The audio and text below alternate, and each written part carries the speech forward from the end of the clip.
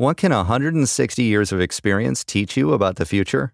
A lot, especially when it comes to protecting what matters. At Pacific Life, we've helped people and businesses confidently embrace the future with life insurance, retirement income, and employee benefits. With strategies built on strength and trust, and a promise to be here for you today and tomorrow. Ask a financial professional how Pacific Life can help you today. Pacific Life Insurance Company, Omaha, Nebraska, and in New York. Pacific Life and Annuity, Phoenix, Arizona.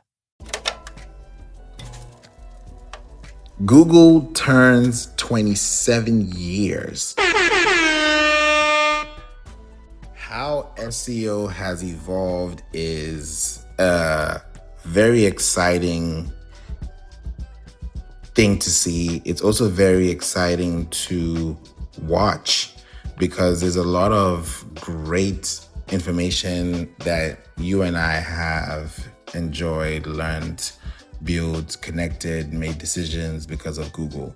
And Google is now 27 years. And it's something that I felt like if I'm talking about SEO all the time and I'm talking about search engines, Google definitely has to be part of that conversation. And why not bring it in a way like this that would help you also see why it's important to have these types of knowledge panels, I can call them that, so that anytime you are using platforms and using websites and creating connections with people, you're also looking at where it's coming from, because everyone wants to be on Google. Like, think about Google. Google is one website out of 1.1 billion websites. So if you really look at Google, you're looking at Bing, which is Microsoft. You're looking at ChatGPT now. You're looking at YouTube, which is owned by Google. You're looking at Google Domains, which is now acquired by Squarespace.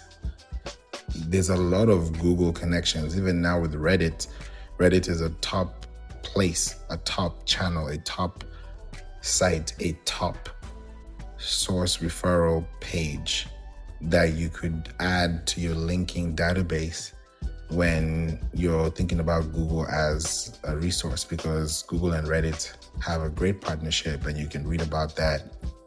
And that has allowed Reddit to have a lot of community and quality control. So if you think about where people are finding the most information right now, most likely they're going to ChatGPT, they're going to Perplexity, they're going to Claude, they're going to Alexa, they're going to Siri, they're still going to Google, they are on Bing, they're in DuckDuckGo, they're in a lot of places. And these places are very special to people because this is where people surf the web. This is where people connect online. People use Google Chrome, people use Mozilla, some people use Opera, some people use Brave browser, some people use Safari, some people still use Internet Explorer. Some people use DuckDuckGo. So who knows what somebody could be using. But when you like what you use and you use what you like, the likelihood of you finding things that you want to see consistently is going to be based on your activity and your consistency on the platform. So Google turns 27 today.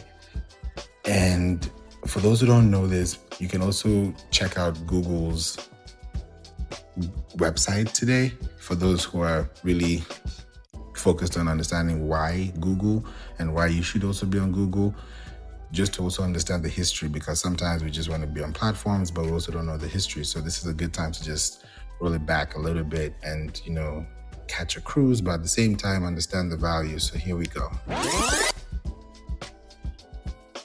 If you look at Google, right, and this is something that you can search within AI mode in Google when you ask about the story behind Google and what the name is, you know that Google was originated from a misspelling. That's something that, I don't know if you knew this, but you can also Google this. And it was off of a misspelling that said Googol, which is Googol. And they say it's a mathematical term for the number 1 followed by 100 zeros. Now, shout out to Larry Page and Sergey Brin. These are the founders of Google, and these are people who saw a vision and made it possible for us to enjoy and live in a world that we can actually see things. Even with AI, if you think about it, it's still coming from sources off Google. So there's always going to be a great anchor from this point. And initially they were called Backrub. And if you think about it, like back in 96, this was how they were able to create that search algorithm that analyzed backlink data. And if you really think about the word backrub, and we talk about backlinks today, and everybody uses websites, just imagine that if the origin of the word backrub is also looking at it from backlink. It's still a backrub right now, but it's not really called a backrub, it's a backlink because you're linking from one point to the other. So when you think about the origin behind why these websites exist and why these platforms are the way they are or where they stem from, it's different. Look at podcasts. Podcasts on Apple Podcasts, it used to be iTunes. And iTunes, whenever you used to search for a song back in the day, you would search for a song by title, by artist, by genre. So when you're typing, you're going to get exactly what you're asking for. If it's pop music, if it is Kendrick Lamar, if it is whoever your favorite star is, whoever you want to listen to at the time. Is it cool music? Is it lo-fi? Do you want to listen to reggae? Like, how do you want to feel? That's going to be dependent on what you pick, right? So when people type, they're thinking while they're typing. So as you're also searching, you're thinking through what you're visually seeing. So that's why Google is the way it is today, because it's based on an algorithm. It's based on search. Welcome, Percy. Dimitri, thanks for being here. So if you really think about the idea and the backstory behind Google, right? Because they now registered Google.com September 15, 97. And if you think about back in the day until now, how Google started, you can just go to Google.com right now and you will see how Google first was. If you want to go back in time and do like a Wayback Machine and see how it looked like. And for me, I actually took a screenshot because this is not going to happen again until God knows next year. What I've done is I've looked at the screenshot, and I'm going to put this out on probably on LinkedIn or email somewhere, and just show you like into the future and also back, into the past. Because if you look at Google right now on the website, like just go to google.com. Hey, Sumia. When you go to google.com, you will see AI mode is in the bottom right side. But now the logo is a vintage logo. So if you're looking at a logo that was back in the day and now you're seeing AI mode in the future, that says a lot about how far we've come. And when I look at the evolution of this product, when you think about Google and where it is right now from the early days, or the early years between 98 and 2000, focusing on organic results, blue links. We looked at the PageRank algorithm all the way down to advertising. When you think about universal search, being on the search results page or the SERP, which is search engine results page, because when you're in the search engine results page, most people don't talk about that now, SERPs, because everyone's talking about AI mode and ranking and brand mention. So words are changing, but the fundamentals are still there. How do you show up within those listings? So that's a very big, important thing to focus on. So between 2000 and 2007, they were looking at universal search. Then from 2008, that's when we thought about semantic search. So if you think about semantic search, and that's how Google started putting into knowledge graphs. And that's when also, if you remember, the Hummingbird algorithm, that was in 2013. Yeah, the Hummingbird algorithm in 2013 was a big shift. And when you think about search today, it's definitely from this point. Because when you think about evolution and how people evolve and how things evolve, most times the evolution is definitely a gradual process, right? It's a progressive process. But when you look at the process and the pivoting processes when things change, the trajectory of every other thing, welcome Jubril, every other thing you start seeing starts to make sense. Because if you look at it from 2014 up until now, that's what, a good 11 years. If you look at from that time till now, we've seen a lot of integration with AI, right? If you think about it from the beginning, with machine learning, with RankBrain, with BERT, with AI overviews, there's Google MUM, MUM. There's all these things that you're looking at right now and you're wondering, okay, how are we going to get to this point? We're looking at visual first results now. So if you look at it based on a powered AI source, how has SEO evolved from just being a backrub to now being a brand mention, or to now being a display?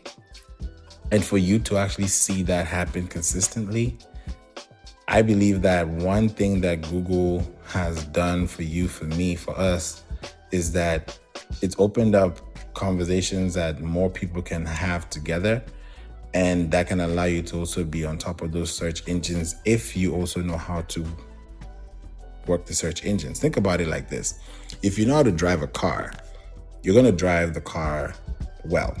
You'll drive it safely. You'll drive it with caution. Some people have defensive driving. You're going to drive in a way that's going to feel comfortable for you. Speed-wise, the way your seat feels. Is it back? Are you laid back? How are you driving? That's going to be your comfort zone, right? So when you're driving, you know how to drive the car.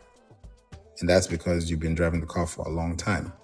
Now, when you drive a new car, you want to learn how the car drives, how the car moves, right? And you're going to learn these things differently because each car has its own experience.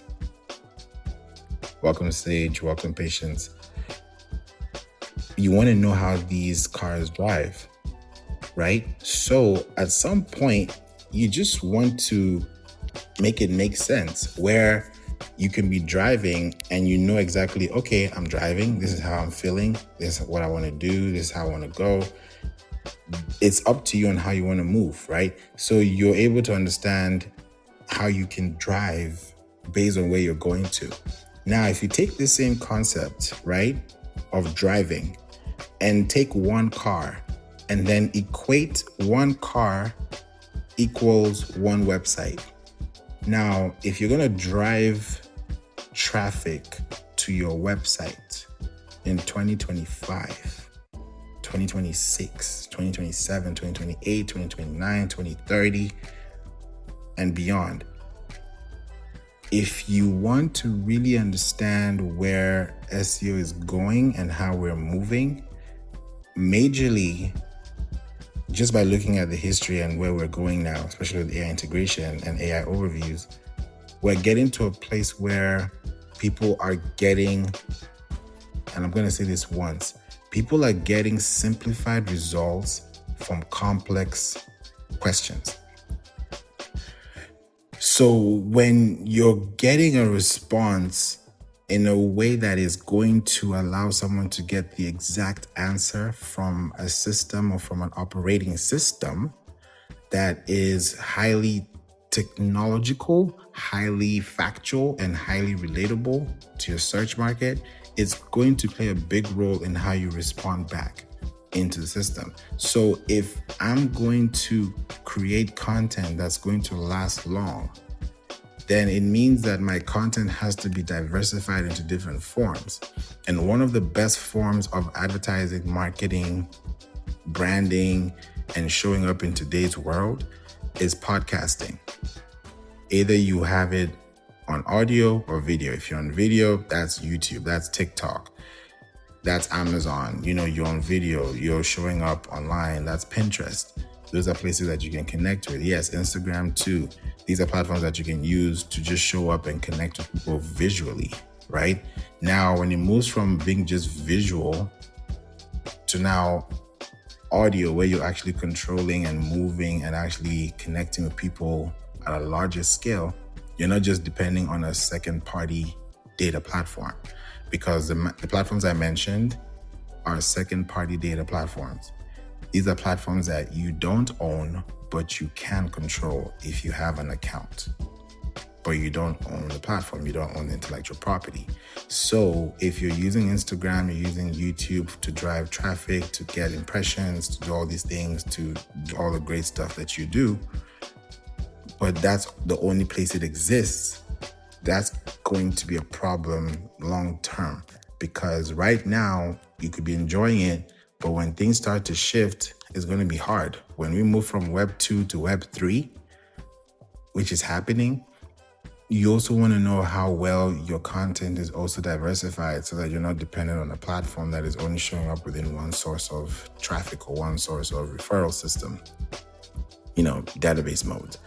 So if you have a podcast, you can be on different platforms, just like with music. I was just thinking about it the other day, and actually just not too long ago, I was talking to a really good friend, and he has, music, and he has a distribution label, and he's out there. He's doing a great work. And I was talking to him about podcasts, and I was like, hey, podcast is like music, because I'm also in the music industry, entertainment business wise. So when I look at royalties, I look at, sales, revenue, merchandise, contracts, all these things. When it comes to entertainment business, I can see these things. So I was like, hey, if you can own your music, you own your royalties, you own your masters, then that's a good thing, because you're able to control and also have quality control on top of that. So as a business, you can do music, do tours, you have original composition, performance, you can do all that great stuff, and let it rip. It's dope. So in that point of earning and gaining momentum within the music scene, I told him that it's the same thing that could happen when it comes to your podcast. Now, the difference is with a podcast, you're not really doing much of beats and bars or melodies and cadences and, mastering all this type of stuff. It's great, but that's not going to be the focus. It's going to be part of the focus. So when you're looking at the long-term effect, I said, okay, using a podcast is going to help you grow, because as a podcaster, you can actually distribute your music. You can distribute your podcast on a platform like Spotify, which you don't own, but you can still connect with people that will listen back to you. And then that way, because you have a podcast and you have a show, you have an event, you have places you can go to, it has also increased your value. So if you're not just on Apple Music or Apple Podcasts, but you're also having a website, you're also having a podcast show, you're also showing up where people can actually connect with you on a global scale, and they're listening to you because you're showing them things that you know about and you talk about that they can actually connect with, that's going to be a win-win for everyone. So if you're really thinking about where you want to be in 2026, 2027, even now in 2025, majorly look into how your business can show up on search engines, both traditionally and artificially. Traditionally, through Google, through Pinterest, through YouTube, through all these great platforms. TikTok is out there too. On LinkedIn, that's a great place to be on as well. Start your account, start your company profiles there, start your business profiles there, start your own profile, set up an account, let people connect with you, let them learn about what you do.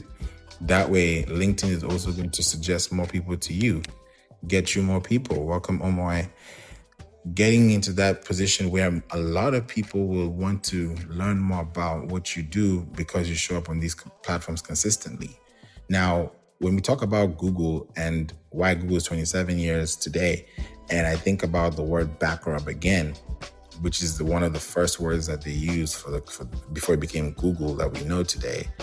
I look at Backrub, and at the same time, it's like, if I scratch your back, you scratch my back, right? So if I help you, you help me. Like if we are our backs upon each other, or our backs are, to each other, we can back each other up, literally. So when I think about the same thing, the same concept, this is me thinking out loud right now, the same idea of looking at, welcome Coach Yo, looking at Backrub like, okay, I have a website, so that's my back, right? So whose back can I back on? And I'm looking at, okay, I'm going to use LinkedIn. So I'm going to be on LinkedIn. LinkedIn has a link and that can link back to my website. My website has a link that can link back to LinkedIn. That's a back rub. So now when these two are rubbing together, think about it like when you're rubbing, two things together, like two stones together, two sticks together, and it now creates a fire. That's because there's a lot of friction, but that friction is creating something that is going to create a reaction. So, hey Heather, Tucker, what's going on? Glad to have you here. It's been a while. Welcome to the room. I don't think I've seen you this year. That's why I'm excited to see you. So you look at Backrub, I scratch your back, you scratch my back. And if you look at Google and where we are today, if I say something on Google, Google's going to back it up on ChatGPT. Google's going to back it up on Alexa. Google's going to back it up on YouTube, because these are different platforms that have different backlinks. So if you have a backlink, that backlink means that it's linking back to you. So the more backlinks you get as a business, the more authority you get. And honestly, when you think about SEO, there are only two ways you can actually get this done, right? Organically. You either create pages on your website, either you do it or you hire a professional company, marketing agency to do it. And you're going to get content, and you have to also know how they do it too. You'll create pages on your website that will semantically talk about the same thing, because we're talking about Google and how Google started. So if you think about how everything began with knowledge graphs, semantic search, you're doing the basics. Don't think about all these complex situations. Just focus on, can I show up for the right information that people would like to see me for? And if the answer is yes, then great. If the answer is no, then how?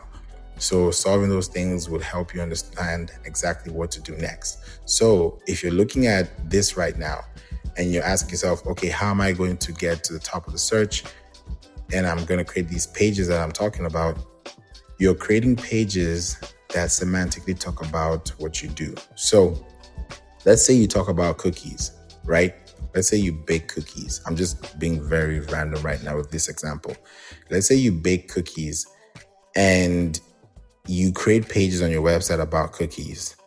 Now, if I have 10 pages on my website that are new, and for the last 10 weeks, I've been writing cookie pages. Literally, I've been writing pages about cookies. And in every domain.com/blog or post or just /cookies-definition. Cookies, then next page will be cookies-types. Then the next one, dark-chocolate-cookies- versus red-velvet-cookies. Now people are like, oh, whoa, okay. I came for cookies. Now I'm seeing more than one. I'm seeing more than two. Now you're actually entering a system because you've talked about cookies. That's the first base. Now, second base is dark chocolate cookies. Then third base now is you're adding red velvet cookies to the mix. So what have you just done? You've added 3 different audiences, 3 different types of people, 3 different types of audiences, 3 semantically placed audiences that are going to find your content one day. The more pages that you create. So if you're a new page, you're a new website, you're a new brand, or you just want to show up for cookies because you sell cookies, now you're going to talk about warm cookies versus cold cookies, or cookies with milk or cookies without milk, warm milk or cold milk with cookies. You start getting very creative with cookies to the point where you've talked about every single possible reasons why you can use cookies or how cookies can apply to your day. right? And then you talk about the top 10 brands that cookies or people love shopping for the holidays, whereas we're in the holiday season, or how to make homemade cookies, or what equipment to use to bake cookies. Like I've said cookies in so many different ways that by the time I'm done with all these pages that are talking about cookies, there ain't no way Google, any other platform would not see this page talking about cookies. And you know why? Because one, it's in the URL. Two, that's a uniform resource locator, meaning that I've created a uniform database of information that can be found by search. And it's like a library. You go to a library, you want to go to the history section, you want to go to the nonfiction section, you'll find exactly what you need in those sections because they are categorized by name. So if it's a URL, which is a uniform resource locator, then the location of my resource is found within the file name of my document, is in the file name of my context. So if I know that I'm using cookies as a way to connect with people and people need home-baked cookies or vegan cookies or, sugar-free cookies, it could be anything. Now I know that people that need this type of audience or need this type of thing are coming to my website. So how am I going to know this? When I connect my website to Google Search Console, when I connect my website to Google Analytics, to Bing Webmasters, these are platforms that you use for free. Microsoft Clarity, these are websites that you can connect for free. That's why they're free, because everybody can do it. Now, the work is how can you use that platform to maximize the search and to maximize the data that you're actually seeing. So if you're able to understand that you're getting a lot of hits, impressions, clicks, average impressions are going up, and people are finding you for specific terms, then you want to write more of those queries in terms of pages. Because when you look at Google Search Console, in the performance tab, there's queries, there's pages, there's countries, there's devices, there's search appearances.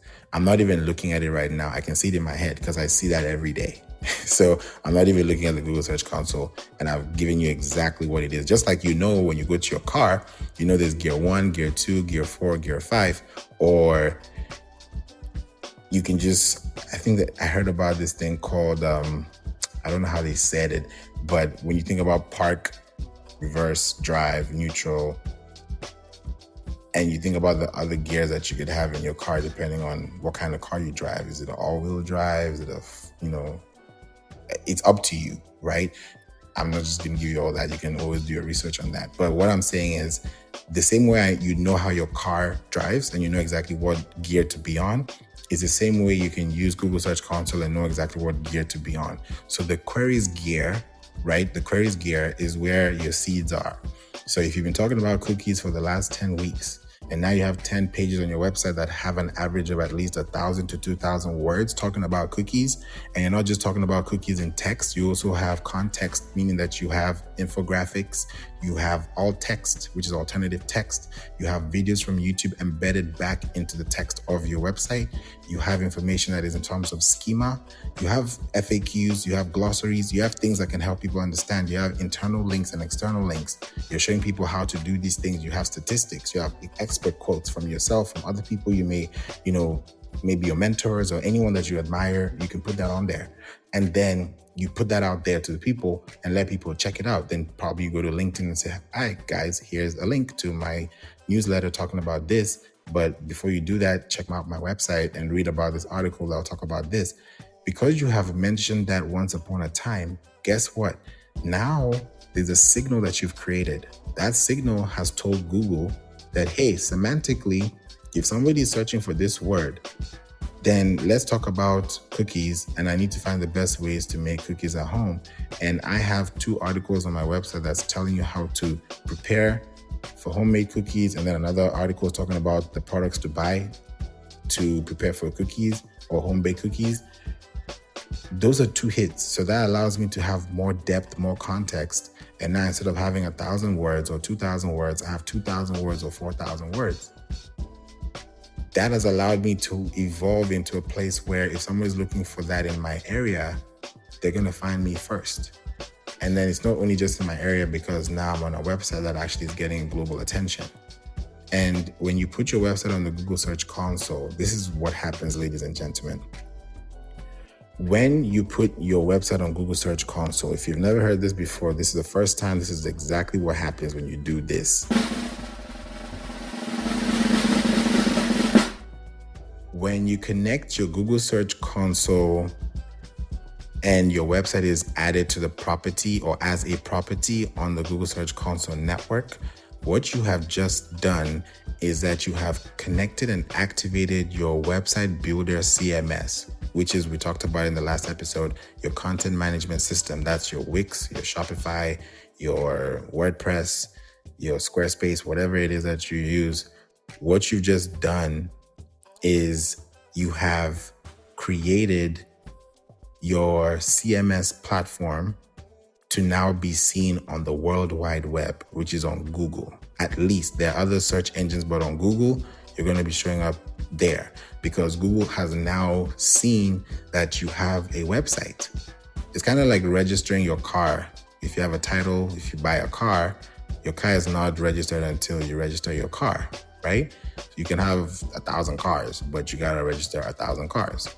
So if you have a website and you've registered your website on Google, now you've registered it because you have a claimed title. Now you have a claimed property saying that, hey, I actually own this website, and Google knows that I own this website, and that's why Google trusts me because I'm the website owner. Now, when people go to Google, because people trust Google, now Google is going to respond back and give a response off your website, because Google's response first was your website that came in hand based on the context of the conversation people started by the search.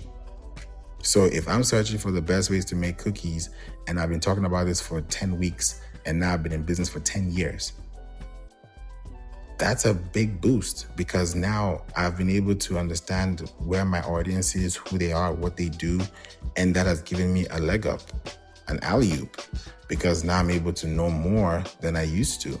Welcome, Jason. Welcome, Stanley. So I look at this from a long-term perspective, where as business evolves, we have to be in a position where we have to see ourselves growing and building, not just on Google, but outside Google.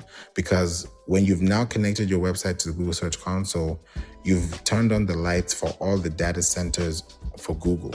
Because Google it's not just google.com. There's google.co.uk. There's google.co.za. There's google.com.ng. There's google.co. Fill in the blank. There's so many countries that use Google. So it's not just your Google or your location. It's also the data centers around Google. So when you connect your website to Google Search Console, you've literally registered your car, which is your website, to a database that the world can see. That means anyone on the World Wide Web can activate and find your page if they're looking for cookies, because you have a page that's accessible on Google.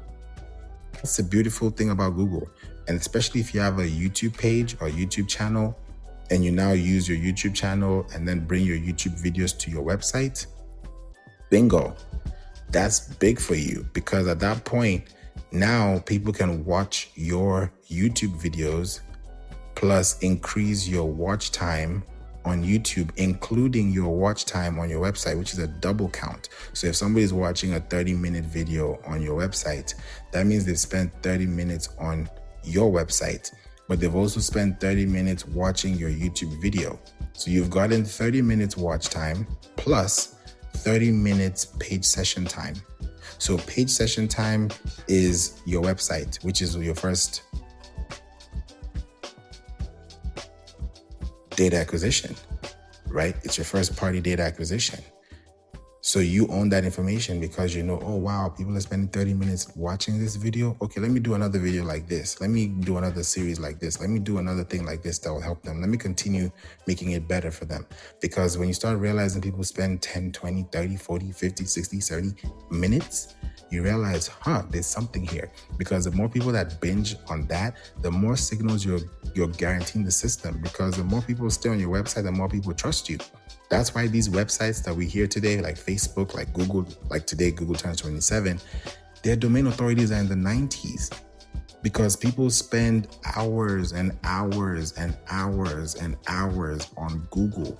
They spend hours on other websites that have high domain authority. Do you remember back in the day when you just used to use Facebook and you won't even be using it? You just leave it on. You just leave the tab open, but you have Facebook accessible.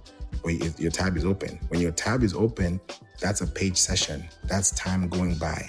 That's a clock ticking for somebody else because somebody else is gaining data that says your website is so important that I can't close this page. So I hope this is making sense because when you see SEO evolving now and getting to a point where it's not just your YouTube channel, it's not just your TikTok page, it's not just you, it's them. It's about who you're serving, not who you are. Yes, who you are is important because who you serve is going to be dependent on who you are. So when people are receiving you and they're listening to you and they're learning from you, it's humbling. Like this week alone, I had a call with somebody in India. I had another call with someone in Istanbul, Turkey. I had another call with somebody that was in Argentina. I've had a call with someone that was in Austria. So when I look at the podcast and I'm just like, is this normal? I ask myself sometimes these questions. I'm just like, is this normal? But I'm sure somebody else may be having something like this too. Who knows? But when I'm looking at it from my perspective and I'm like, wow, look at the people I'm meeting and the types of connections I'm making, the types of people who are out here. There are people doing amazing things. It opens up your mind.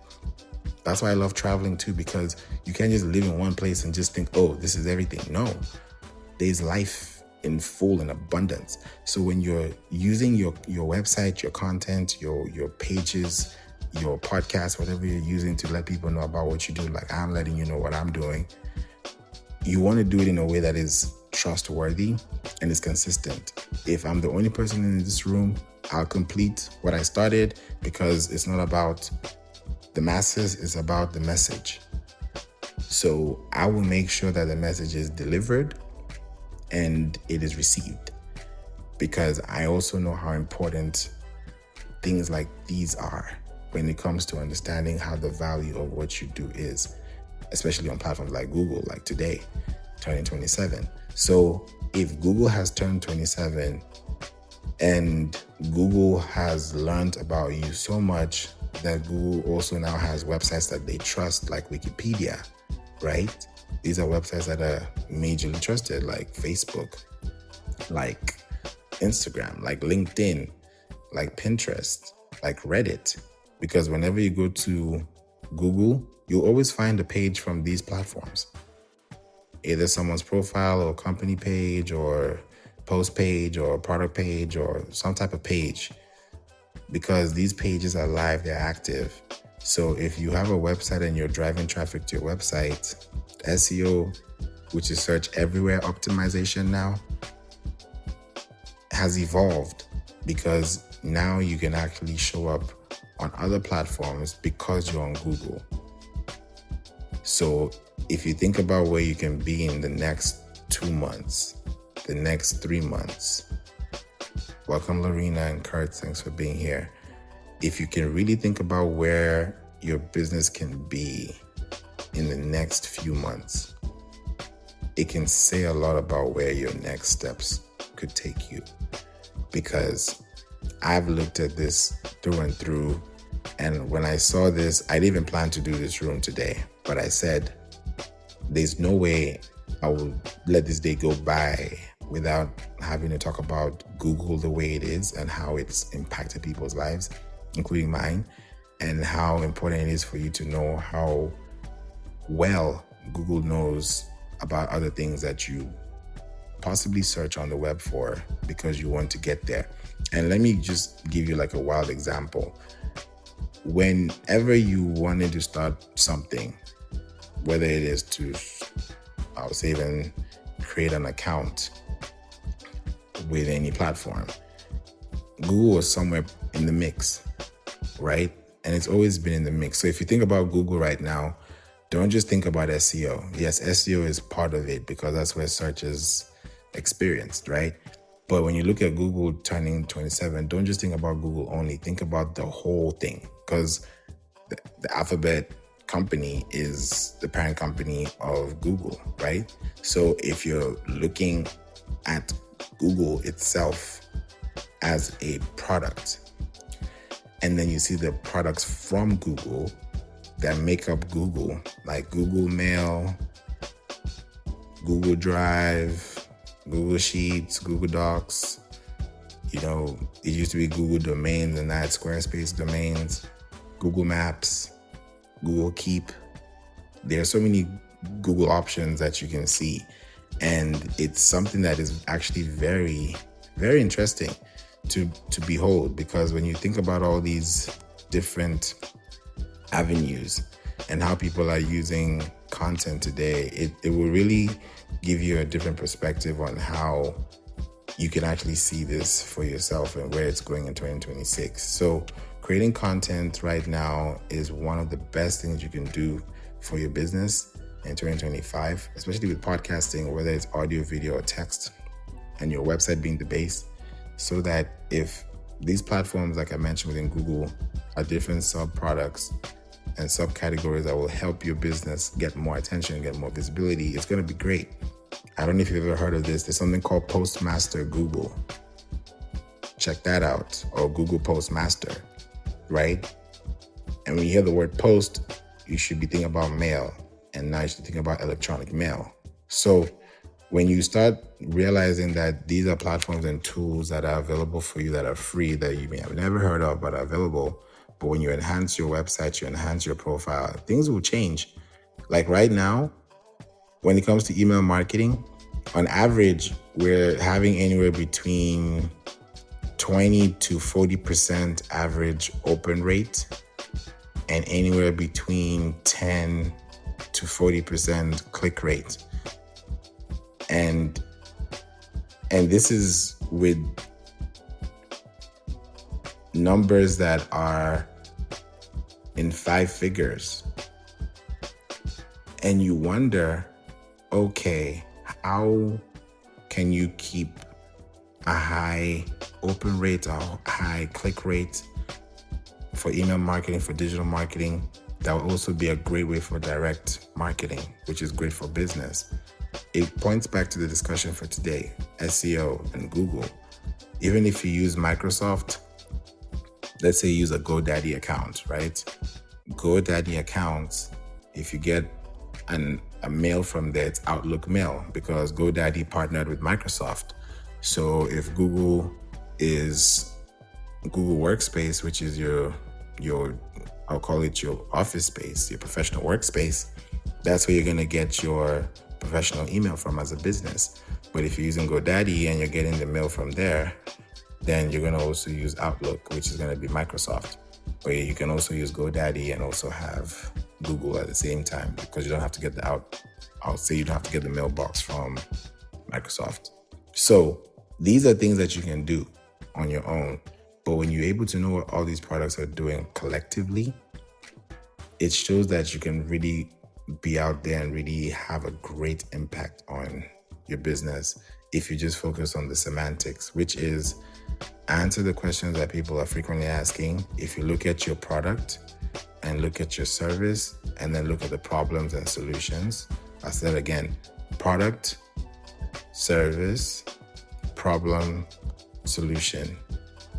Product, service, problem, solution. That's the PSPS. If you can do these 4 things, that's going to be what's going to make everything count for you. Product, service. If you have a product, whether it's a digital product, a physical product, if it's a service, you might say, oh yeah, I only do service businesses. Yeah, service includes customer service, even for product services too. So if you have a digital product, if you have a physical product, that's going to be big. Service is going to be customer service. It's going to be how do you deliver your service and what type of service is it? Welcome Lizette and Norhan. Then you also look at it, hey Rose, when you look at problem now is where it gets really important for someone to know, because problem is where people are asking questions, the 5 W's and the 1 H. And then solution is where you have your pre-purchase and your post-purchase. So pre-purchase, a lot of people go to YouTube for post-purchase. Oh, I got to check this. Something's broken. Oh, I got to fix this. Or how do you cook this? How you do this? Or how do you make this? People will go to YouTube because it's post-purchase. People will go to Amazon because it's pre-purchase. So when you now look at the platforms that I would say there are many other examples I could give, but when you're looking at the solution side of it, because solution is where people stay watching. That's where they stay listening. That's where they stay learning. So if you're able to activate that learning curve and then give people the brand and the visibility that you need by showing up for them in places that you're consistently giving them information, they're going to keep showing up and they're going to keep giving back. So if you're looking at this from a long-term perspective as a business, using this method would help you a lot, because if you do pre-purchase and you focus on the problems people are frequently asking, and you're answering those questions in the form of pages, and you're answering every question. For every question, there's a page correspondent. For every question, there's a page correspondent. If you do that consistently, those pages are going to be interlinked into each other like a spider web. And then when they're all interlinked into each other, now it makes more contextual sense. Because right now with AI or artificial intelligence, it's getting to the point where it's more of a contextual engineering cycle. So the more context you give the information that you're trying to output from a system like ChatGPT or a system like Perplexity or even a system like Google, then the answers that you're going to be getting back is going to be based on the questions that you give in, right? You can only give from what you have. You only give what you have. You can't give what you don't have. You don't have anything. If you can't give like that, you have to make sure you have something to give. So if you're looking at it from a giving, receiving standpoint, then the solution is where people are going to have a home base, because the product and the service, that's you. That's all 100% on you. The problem solution, that's 100% on them. They have the problem. They need a solution. You have a product.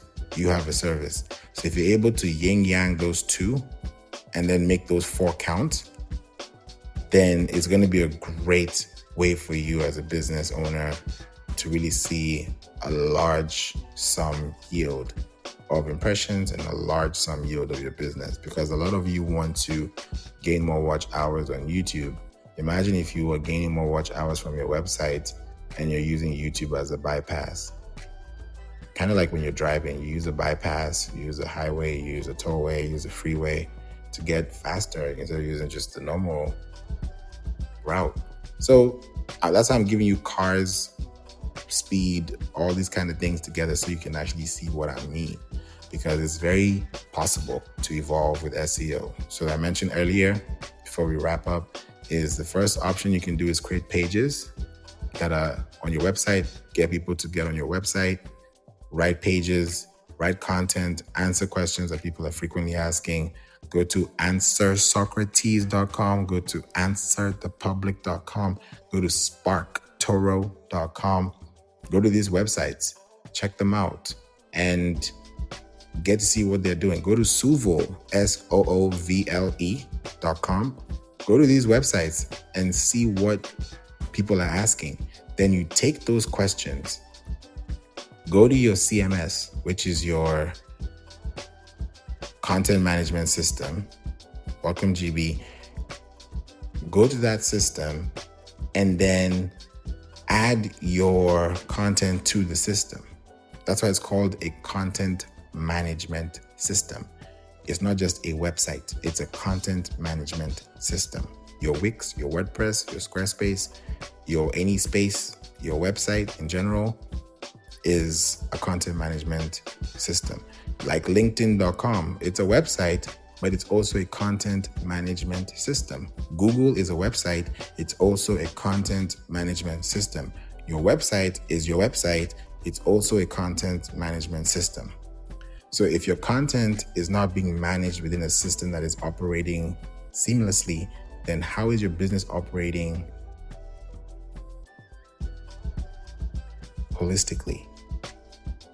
So your website is going to be so important, because if your website is down, God forbid, your website is down and someone is trying to get to your website and the website is not accessible, that's a problem, because you're losing time, which you can't get back. You're losing money and you're losing people, because people are looking for solutions. And if you are the provider of the solution and your provision is not accessible, then that's a waste. It's in vain. But when it's accessible and it's receivable and it's digestible and it's consumable and it's just ready to go, then you're in the green. So look at these 4 points I mentioned today and see how Google has turned 27 years today based on these policies. They have a product, they have a service, they know what the product is, they know the service they're delivering, they know who they're solving it for, because the people who are solving these problems are on websites like Google.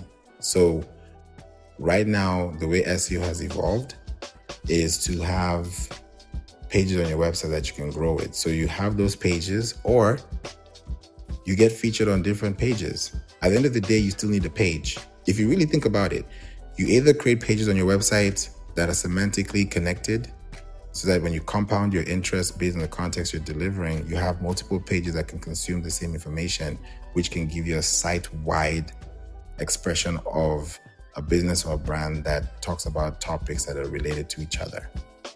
That's how a website works. So you either have multiple pages that do that, or you go to multiple pages or multiple websites that can link back to yours that talk about the same thing, or that will talk about different things about the same person or the same company or the same story.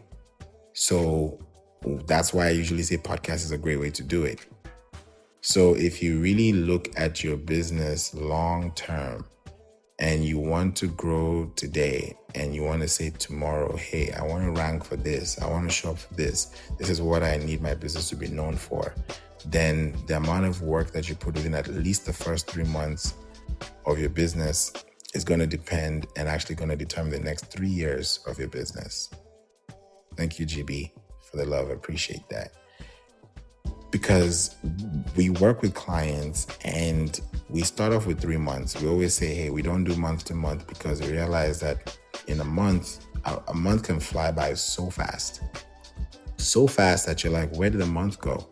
And we're like, no, we want to make sure we give you quality. So we have 3 months, 6 months, or 12 months. And whenever we start off with 3 months, we really understand and make sure that you have content on your website. If you really think about it, the goal is to go above the average anytime. So if we're doing 3 months, then technically we need to have at least 30 pages on your website, additional from what you already currently have, just to give you an example. Because we look at the number of weeks in a year. There are 52 weeks in a year. So if we do 30 links in 3 months, that means we've covered information across 4 seasons of the year. That will always be happening year over year. And now within those 30 pages that are new, anytime, any year, anytime, any month that any of those topics are needed based on information, whether local, regional, national, or international, those pages will be accessible. And why are they accessible? Because they've been placed on the World Wide Web through a Search Console database.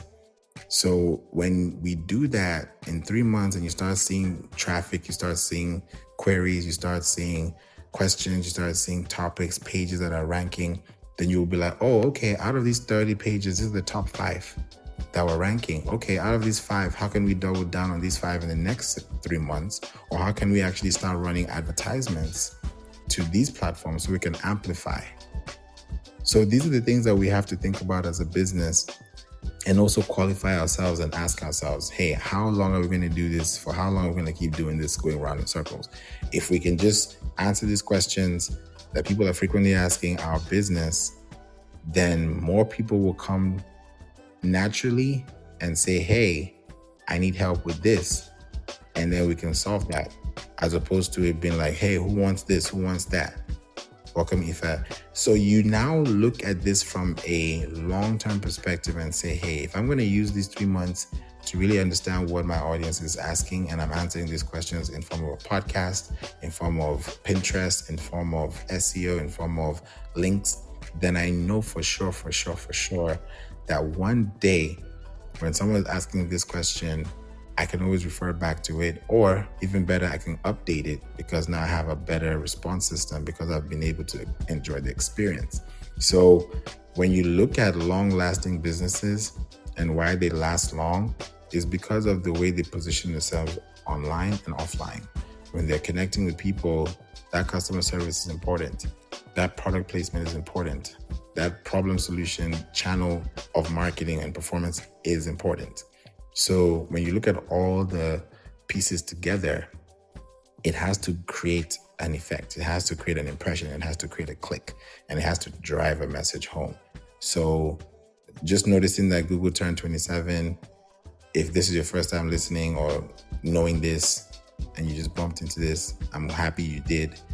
I wanted to just talk about this and let you know that this is the time to be on these platforms, because as these companies are celebrating their birthdays, they're evolving. So Google is not going to be the way it is this year, next year.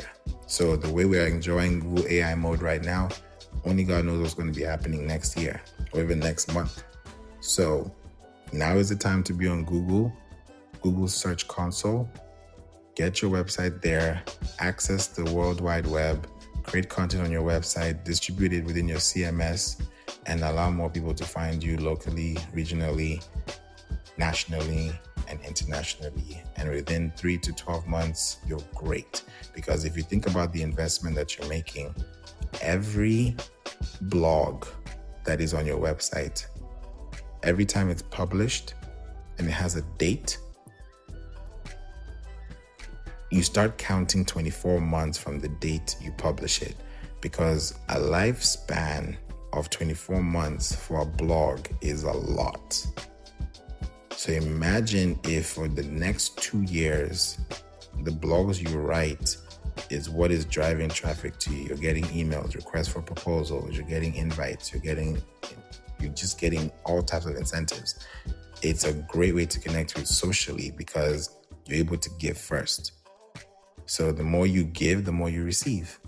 And that's what Google has done. Google has given us so much information that we can use that even AI is benefiting from it. And then we are benefiting from AI. So it's a win-win-win.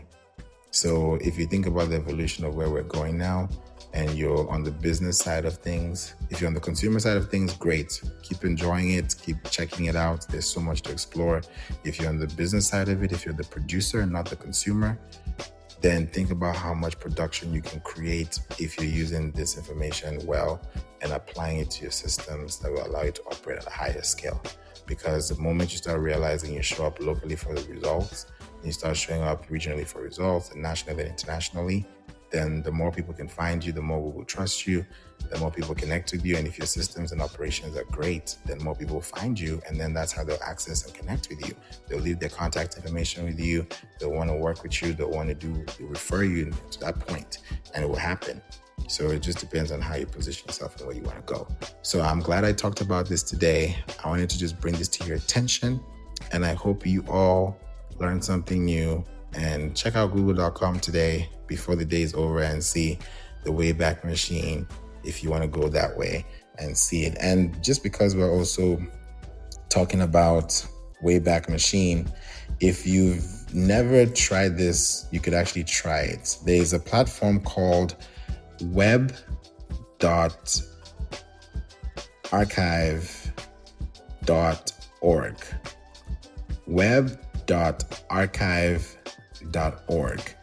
If you go to that website, it would take you to the Internet Archive, like the World Wide Web's Internet Archive, and you can go into the Wayback Machine. So if you want to see how Google looked like in 2023 or in 2006 or 98, whatever you want to see, it's right there for you to see. So it's actually quite interesting. That's why I wanted to let you know, because today's a Wayback Machine Day.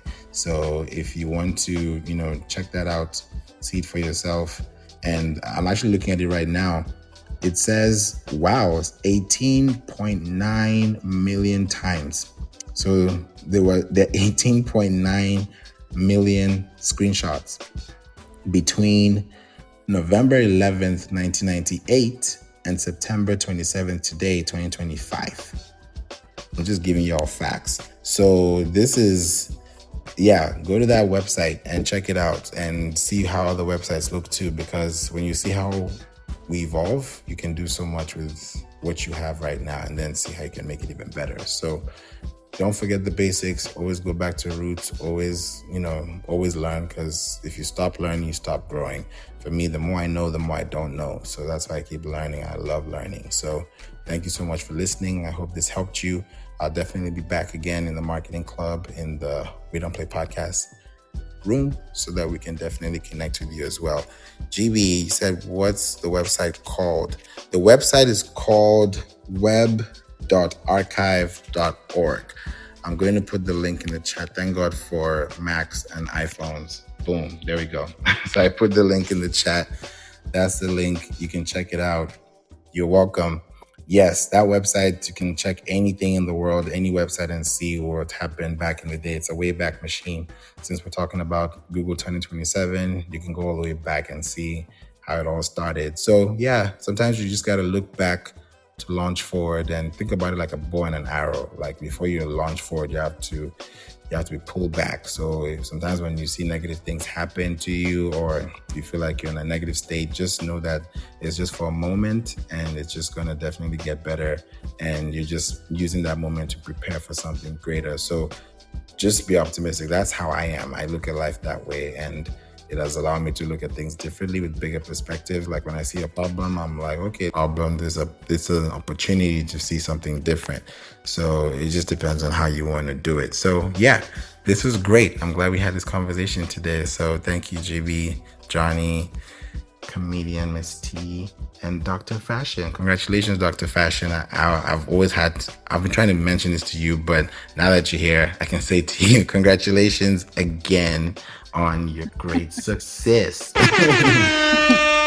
Thank you so much. I appreciate it. It seems like I'm late to the room, huh? Yeah, we're about to finish. All good. But no, thank you so much. I truly appreciate it. And definitely, Dr. Fashion, can't wait for what's happening next year, because definitely the event is going to be lit. I'm looking forward to it again.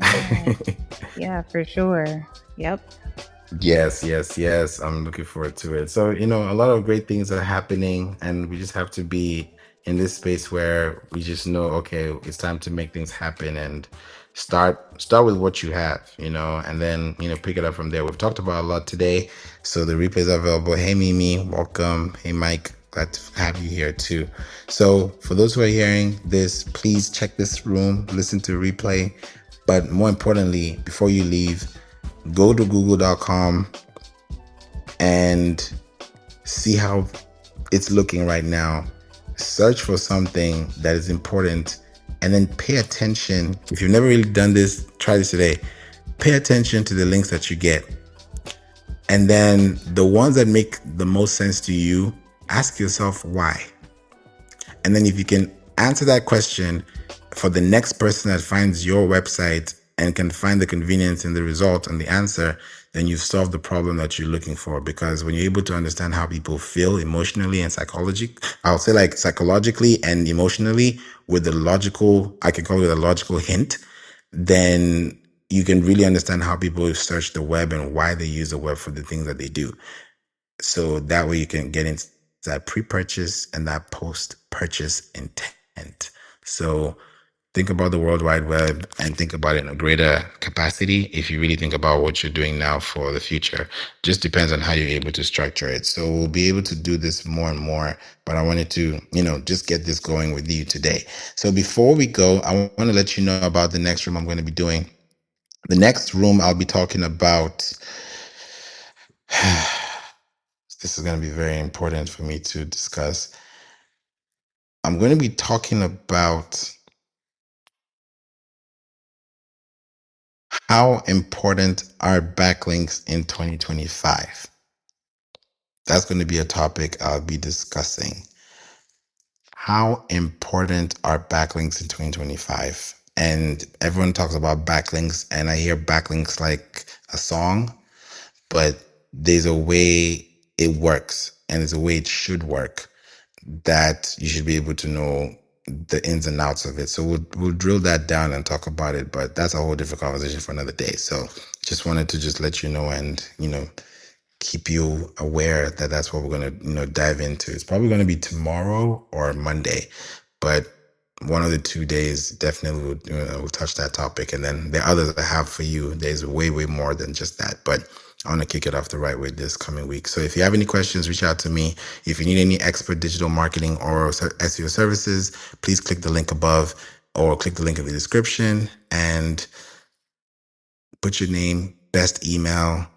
Let's connect. Let's talk. Let's have a conversation and let's make it happen, because it's when I'm able to understand what your process is like and what your business is like, then I'm able to know how to help you as well. So there's so many ways to get that done, but it starts off with you letting me know what you need done, because you have a priority, you have a list of things you need to get done. And if part of that list is helping you get through marketing or SEO or digital, I'll be able to help you. Even if it's one conversation, that might just change your whole trajectory of how you want to process things. So I can't wait to have the discussion with you.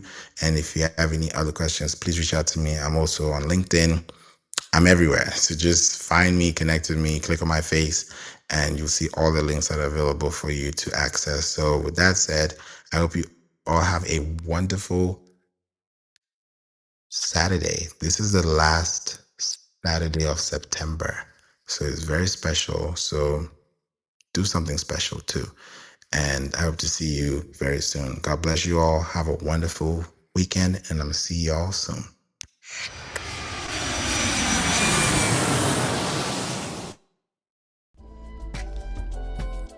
Now, that was an episode, right? Thank you so much for listening to the We Don't Play podcast show.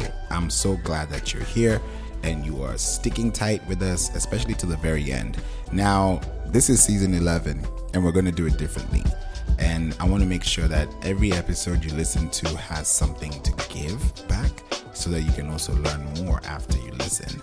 Now, We Don't Play podcast show is where you listen, you live, you learn, and you earn. So if you're in any of those positions out of those 4, please make sure that you reach out to me.